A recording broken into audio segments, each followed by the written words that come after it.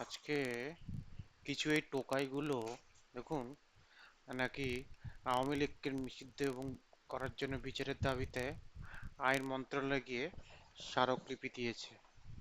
সত্যি এইসব টোকাইগুলোকে দেখলে মনে হয় দেখুন, মানে পড়াশোনা নেই, কিছু নেই। হ্যাঁ, 20 বছর 25 বছর বয়স হবে, এদের আর কোনো পররাষ্ট্রনীতি সম্পর্কে কোনো আলোচনা নেই, কিছু নেই। হ্যাঁ, আওয়ামী লীগের মতো একটা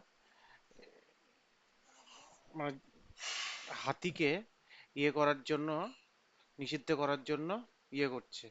এর চারিদিকে যদি একটা ক্যামেরা ঘোরানো যায়, দেখবেন যে 10টা লোকও নেই এর মধ্যে হয়তো।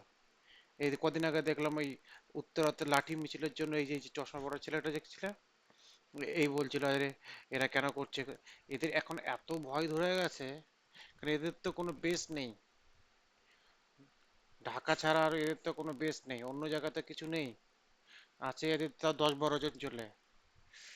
তো এদের এত ভয় লেগে গেছে, যদি এরা আওয়ামী লীগ ফিরে আসে, এদের যে এক একটা করে কি করবে। এবং এরা যে শুধু আওয়ামী লীগ করবে তা নয়, এরা পুরো একটা ভয় পাচ্ছে যে এরা যে পুলিশ হত্যা করেছে, মেট্রো রেলে আগুন দিয়েছে, পুলিশ স্টেশনগুলো জ্বালিয়ে দিয়েছে, তো এদের যে বিচার হবে সেই ভয়ে এদের মনে হয় ঘুম হারাম হয়ে গেছে।